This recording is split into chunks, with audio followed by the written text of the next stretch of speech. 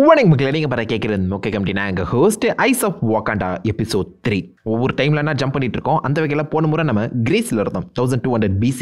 அப்படியே ஒரு 2500 வருஷங்கள் தாண்டி இப்போதைக்கு 1400 ADயில் வந்து பார்த்தீங்கன்னா சைனாவில் அந்த கதை நடக்கிற மாதிரி ப்ரெசென்ட் பண்ணியிருக்காங்க. ஸோ 3000 BC அப்பவே மெசேஜ் அனுப்புற அளவுக்கு டெக்னாலஜி வச்சிருந்தாங்க. இப்போ எந்த அளவுக்கு டெக்னாலஜியில் வளர்ந்துருப்பாங்க மட்டும் யோசிச்சு பாருங்களேன். இந்த முறை சைனாவில் தான் கதை ஆரம்பிக்குது. சைனாவில் பாஷாங்கிற ஒரு கேரக்டர் தான் மீட் பண்ணுறோம். பாஷா ஜோரானிங்கிற ஒரு பொண்ணு கூட ஒன்றா அந்த டைம் ஸ்பெண்ட் பண்ணிட்டு இருக்காரு. இந்த இடத்துல பாஷா வார்டாக வந்து அந்த ஊரோட ஒரு ஸ்பெசிஃபிக்கான புனிதமான ஒரு பொருளில் இருக்கக்கூடிய வைப்ரேனியமா ஆட்டிய போடணும். பாஷா ஜொரானி ரெண்டு பேருமே பக்கத்தில் காமிக்கும் போது உங்களுக்கு ஒரு விஷயம் புரிஞ்சிருக்கணும். ஜொரானியோட இந்த ட்ரெஸ் கிரீன் அண்ட் எல்லோல அயன் ஃபிஸ்ட் இவ தாண்டா அப்படிங்கிறத ஓப்பனாகவே காமிச்சிட்டாங்க. மாஸ்க் ரிவீல்லாம் தேவையே இல்லை அவளுக்கு. ட்ரெஸ் கலர்லேயே ரிவீல் பண்ணிட்டாங்க. இதுக்கப்புறம் மாஸ்க் ரிவீல் வேற தேவையா? இந்த ஐஸ் ஆஃப் வாக்காண்டா ரிலீஸ் ஆகிறதுக்கு முன்னாடியே ஒரு ஃபீமேல் அயன் ஃபிஸ்ட் இந்த சீரிஸில் வர போகிறாங்கன்னு சொல்லி கன்ஃபார்ம் ஆயிருந்துச்சு. இந்த சீரிஸில் அது சூப்பராகவே புல் ஆஃப் பண்ணியிருக்காங்க. லைக் இந்த கேரக்டர் எனக்கு தெரிஞ்சு லைவ் ஆக்ஷனில் வந்தாலும் நல்லா தான் இருக்கும் போல அப்படிங்கிற தாட்டை கொண்டு வந்திருக்காங்க. யூனிக்கான கேரக்டர் தான். இதுக்கு முன்னாடி காமிக்ல இப்படி ஒரு கேரக்டர் இருந்தால் நான் பார்த்ததே கிடையாது. ஸோ இந்த சீரிஸ்க்காகவே உருவாக்கியிருக்காங்க. ஒரு ஐகானிக்கான புது கேரக்டர்னு சொல்லலாம். ஜொரானி தூங்கிட்டு இருக்க இல்லை தூங்குற மாதிரி நடிச்சிட்டு இருக்க அந்த சமயத்தில் எப்படியாவது பாஷா அந்த பொருளை ஆட்டை போட்டுடலாம் அப்படின்னு சொல்லி அமைதி அங்கே கிளம்பி போய் அந்த ஊரோட புனிதமான அந்த டிராகன் ஸ்டாச்சு கிட்ட போறாரு. கிட்டத்தட்ட கடவுள் ஸ்டாச்சு மாதிரின்னு வச்சுக்கோங்க. எல்லாருமே வந்து இங்கே தான் கூப்பிட்டு போவாங்க. கோயிலுக்குள்ளே வத்துடுறாரு. அந்த டிராகன் ஸ்டாச்சுக்கு லெஃப்ட் அண்ட் ரைட்லேயுமே நீங்கள் பார்த்தீங்கன்னா அயன் ஃபிஸ்டோட அந்த ஸ்டாச்சுஸ் இருக்கும். ஜஸ்ட்ல அந்த டிராகன் சிம்பிளோடையே அந்த அயன் ஃபிஸ்ட் ஸ்டாச்சுஸ் இருக்கு. விச் மீன்ஸ் இந்த டிராகன் மாதிரியே பாசிபிளி இந்த மலையை பாதுகாக்கிற ஒரு டிராகன் இருந்திருக்கணும். அந்த டிராகனை பஞ்ச் பண்ணி தான் அந்த பவர்ஸை ஆப்வியஸாக அயன் ஃபிஸ்ட் எடுத்திருப்பாங்க. ஸோ இது பாசிபிளி குன்லுன்னா இருக்கணும் தான் நினைக்கிறேன். குன்லுன்னு சொல்லி மென்ஷன்ஸ் இல்லை, பட் இருக்க வாய்ப்புகள் அதிகம். ஸோ ஒவ்வொரு ஜென்ரேஷனுக்கும் புது வித்தியாசமான அயன் ஃபிஸ்ட் இருக்காங்க போல கார்டியன்ஸாக. ஸோ அந்த வகையில் இந்த முறை இந்த ஜென்ரேஷனுக்கு ஜொரானி கார்டியனாக வந்திருக்கான். அவர் ஜஸ்ட் அந்த நாக்கை மட்டும் தான் எடுக்க ட்ரை பண்ணுவார். வராது அவர் வழியே இல்லைன்னு சொல்லி அந்த டிராகனோட தலையை கழட்டி வச்சுட்டு அங்கே எஸ்கேப் ஆக ட்ரை பண்ண கார்டியன்ஸ் கண்டுபிடிச்சிருவாங்க.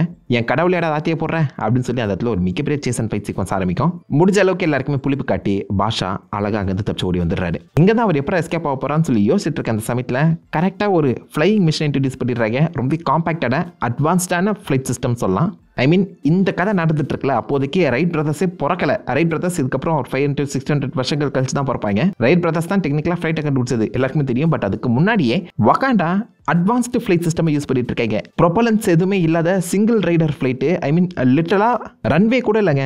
அப்படியே ஜஸ்ட் இருந்த இடத்துலேருந்தே பறந்து போகுது. ஹெலிகாப்டர் மாதிரியும் இல்லாமல் ரொம்ப சைலண்டாக பறக்கக்கூடிய எவ்வளோ அட்வான்ஸ்டாக இருந்திருக்காங்க யோசிச்சு பாருங்க. ஸோ பாஷா எந்த ஒரு பிரச்சனையாலுமே தப்பிச்சிட்டோம் அப்படின்னு சொல்லி அழகாக அங்கே கிளம்பி வகாண்டாக்கு வந்துடுறாரு. எவ்வளோ நாட்கள் ஆச்சுன்னு தெரியல. ஏன்னா அவர் லிட்டரலாக சைனாலேருந்து வகாண்டாக்கு வரணும். பாதி உலகத்தை சுற்றணும். பட் அவர் டக்குன்னு வந்த மாதிரி தான் தோணுது. ஸோ ஃபாஸ்ட் ட்ராவலுமே அன்லாக் பண்ணியிருக்காங்க அப்படி தான் சொல்லணும். கரெக்டாக வார்டாகோட ஹெட் குவார்ட்டர்ஸுக்கு வரேன். அங்கே தான் கேப்டன் ஈபோங்கிற ஒருத்தரை மீட் பண்ணுறோம். கேப்டன் ஈபோ எல்லாத்தையுமே ஒருங்கிணைஞ்சு பண்ணக்கூடியான்னு நினைக்கிறவர். தங்களுக்கு தேவையான அந்த பொருட்கள் மட்டும் வந்தால் போதும், வெளி உலகத்துலேருந்து ஒரு பொருளும் வந்துடக்கூடாதுன்னு நினைக்கிற அந்த கேரக்டர். இவன் ஒரு டிராகன் ஸ்டாச்சுவே ஆட்டி போட்டு வந்திருக்கான் அப்படின்னு தெரிஞ்சு செம்ம ஷாக் ஆயிடுவார். ஏன்டா என் பேச்செல்லாம் நீ கேட்கவே மாட்டியாடா அப்படின்னு சொல்லி அந்த டிராகன் ஸ்டாச்சு ஹெட்டை கொண்டு போய் இவங்க ஆல்ரெடி சேஃப் கார்ட் பண்ணி வச்சிருக்கக்கூடிய அந்த ஆசனால வைக்கிறாங்க. ஆல்ரெடி லைன் கிட்ட அந்த ஆட்டி போட்ட அந்த கிளாஸ், செகண்ட் எபிசோட்ல ஆட்டி போட்ட அந்த நெக்லஸ், லைனோட அந்த மாஸ்க்னு சொல்லி எல்லாமே இங்கே இருக்கு. ஸோ ஆல்மோஸ்ட் ஒவ்வொன்றா இப்போதைக்கு சேகரிக்க ஆரம்பிச்சிருக்காங்கன்னு சொல்லலாம். பட் அதையுமே தாண்டி எக்ஸ்ட்ராவாக சில பொருட்களும் காமிக்கப்பட்டிருக்கேன். ஸோ விச் மீன்ஸ் எங்காட்டி அவர் மட்டும் தனியாக இந்த வக்காண்டாவோட பொருட்களை ஆட்டிய போடாமல் இன்னும் நிறைய பொருட்கள் காணாமல் போயிருக்கு. ஐ மீன் 3000 வருஷங்களாக தேடிட்டு இருக்காங்கன்னா அப்போ யோசிச்சு பாருங்க எத்தனை பொருட்கள் என்னென்ன டைம்ல எல்லாம் காணாமல் போயிருக்குன்னு. இந்த பேஸ் பண்ணி ஐஸ் ஆஃப் வாக்காண்டா சீசன் 2 கொடுக்கலாம். ஏன்னா நிறைய பொருட்கள் இந்த அசனில் மட்டுமே காமிக்கப்பட்டிருக்கேன். ஈபோ ஷாக்கில் இருக்க அந்த சமயத்தில் பாஷா வந்து அந்த ஷிப்பில் வந்து பார்த்தீங்கன்னா ஏதோ ஒரு மிஸ்மேட்ச் இருக்கிறத நோட் பண்ணுறாங்க. அந்த எரர் என்னன்னு சொல்லி போய் பார்த்தா அங்கே தான் நம்ம அயன் ஃபிஸ்ட்டை இன்ட்ரடியூஸ் பண்ணுறாங்க. ஃபீமேல் அயன் ஃபிஸ்ட் இப்போ MCU கேனானாவே இன்ட்ரடியூஸ் பண்ணப்பட்டிருக்காங்க தான் சொல்லணும். அவள் யாராக இருக்கும் அப்படிங்கிற ஒரு சந்தேகத்தோடு அந்த கதையை ப்ளே பண்ண பார்த்துருக்காங்க. பட் நம்மளுக்கு தான் ஆல்ரெடி தெரியுமே ஜொரானி தானே. கேப்டன் ஈபோவை பிடிச்சி எங்கடா அரசனல் இருக்குது, எங்கே பாஷா இருக்கான்னு சொல்லி கேள்வி கேட்க ஆரம்பிக்க நேக்கா அந்த ஈபோவை பார்த்தீங்கன்னா ஏகப்பட்ட வாரியர்ஸ் கூட கூட்டு தூட்டு போயிடுவார். அந்த இடத்துல ஒரு மிகப்பெரிய சண்டே நடக்கும். ஐ மீன் லிட்டரலாக ஒரு 10-20 பேரை அசால்ட்டாகவே தம்சம் பண்ணிட்டு போகிறான் அயன் ஃபிஸ்ட். ஸோ அவளுடைய இந்த ஃபைட்டிங் நாலேஜ் இந்த அளவுக்கு அதிகமாக இருக்குன்னு யோசிச்சு பாருங்க. அவன் சண்டையில் ஆப்வியஸாக அயன் ஃபிஸ்ட்டை யூஸ் பண்ணாலும் நிறைய இடங்கள் அழகாக பறந்தே சண்டை போடுறான். நல்லாவே இருக்கு பார்க்க.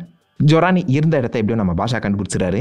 யார் நீ அப்படின்னு சொல்லி பின்னாடி வந்து அவளுக்கு தெரியாமலே அட்டாக் பண்ணி மாஸ்கை கழட்டி பார்த்தா ஜொரானின்னு சொல்லி ஒரு ஷாக். அவளுக்கு மட்டும் இல்லை ஆடியன்ஸுக்கு இருக்குன்னு நினச்சிருக்காங்க. மிஸ் ஆயிடுச்சு. இந்த இடத்துல பாஷா எவ்வளோ சொல்லி இந்த பக்கம் ஜொரானியை கன்வின்ஸ் பண்ண ட்ரை பண்ணுறாரு. பட் ஜொரானி எனக்கு தேவை என் பொருள், அதை கொடுத்தானா நான் கிளம்பி போயிட்டே இருக்கேன் அப்படின்னு சொல்லி ரெண்டு பேருக்குமே வாய் சண்டை கை சண்டையாக மாறுது. கேப்டன் ஈபோ வந்து பார்த்தீங்கன்னா ரெட் அலர்ட் ஆன் பண்ணிடுறாரு. இது எல்லாத்தையுமே கமாண்டர் ராக்கிம் அப்படிங்கிற ஒருத்தர் நோட் பண்ணிட்டு இருக்காங்க.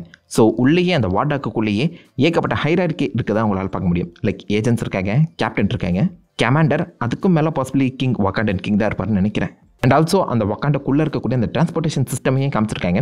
இதுக்கு முன்னாடி நம்ம இதே மாதிரி பிளாக் பேந்தரில் ஒரு டிரான்ஸ்போர்ட்டேஷன் சிஸ்டம் பார்த்துருப்போம்.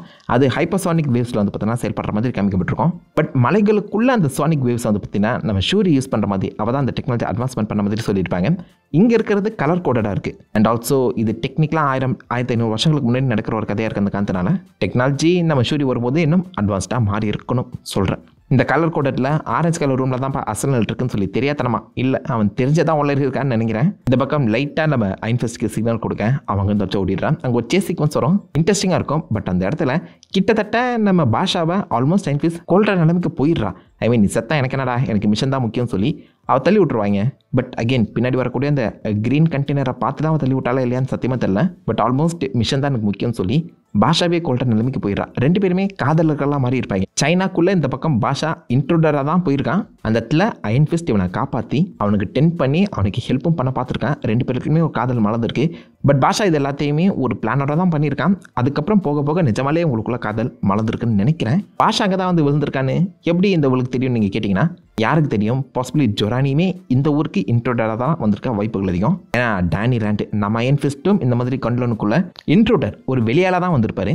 ஜொரானியம் அதனால தான் இந்த பக்கம் நம்ம பாஷா மேலே அதிக பாசம் காட்டுற மாதிரி இருக்கோ. இந்த பக்கம் பாஷாவை தள்ளி விட்டுட்டு அவன் அசனலுக்குள்ளே போயிடுறான். அவளுக்கு முன்னாடியே இந்த பக்கம் பாஷா வந்து நின்றுறான். ஏன்டா எங்களை ஏமாற்றி ஊராக ஒவ்வொரு கல்ச்சரில் இருக்க முக்கியமான பொருட்களை ஆட்டே போடுறதா உங்களுடைய வேலையா அப்படின்னு சொல்லி கேட்க, இந்த பொருட்களுக்குள்ளே எங்களுக்கு தேவையான வைப்ரேஷன் ஒழிஞ்சிருக்கேன்.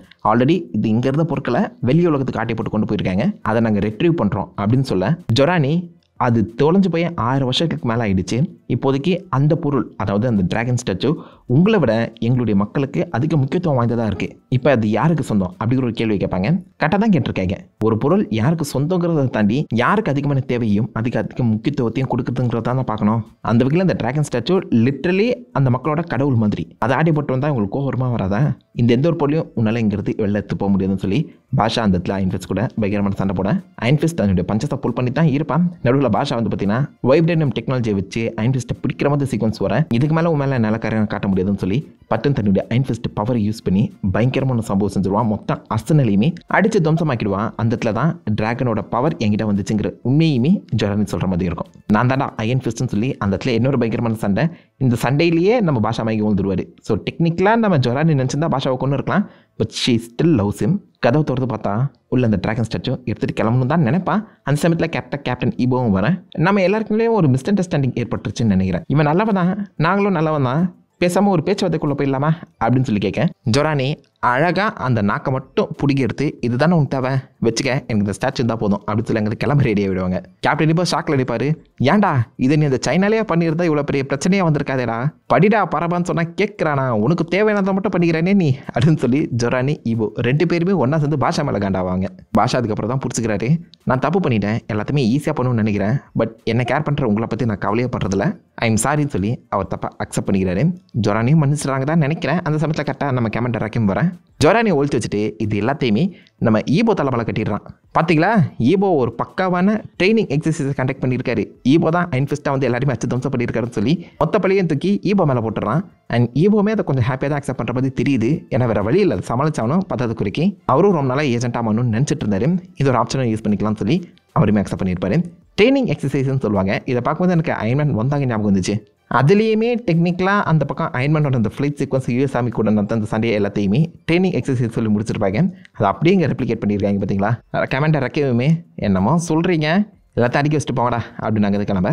கேப்டன் ஈபோ இங்கேருந்து வெளில போகிறதுக்கான சிம்பிளான ஈஸியான ஒரு வழி தெரியும், கிளம்புவோமா அப்படின்னு சொல்லி அந்த சீக்ரெட் பேசேஜ் மூலிமா எஸ்கேப் ஆக அதோட எபிசோட் முடியுது. ரொம்ப சின்ன எபிசோட் தான், ஆனால் முக்கியமாக அயன் ஃபிஸ்ட் கான்செப்டை இன்ட்ரடியூஸ் பண்ணிட்டாங்க. ஸோ ஃபியூச்சரில் இதே கான்செப்டை ஃபாலோ பண்ணி ஒரு ஃபீமேல் அயன் ஃபிஸ்ட்டை கொடுத்தா கூட தப்புலன்னு நினைக்கிறேன். ஏன்னா இந்த கேரக்டர் நல்லா டிசைன் பண்ணியிருக்காங்க. It's more like legacy and mantle தான். இந்த அயன் ஃபிஸ்ட் மேண்டில் பல பேர்கிட்ட இருந்திருக்கு. இப்போதைக்கு டேனியல் ராண்ட் கிட்ட இருக்குது.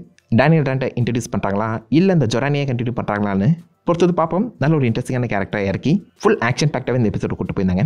நல்லா இருந்துச்சுங்க. எத்தனை பேர் இந்த எபிசோட பார்த்தீங்க? உங்களை தான் உங்களுடைய வியூஸை மறக்க மிக்கல காம் பண்ணிட்டு அந்த லைக் பண்ணி தட்டி விடுங்க. உங்களை தான் நல்ல ஒரு ஆசமான வீடியோ பண்ணிட்டு இருந்திருக்கும்.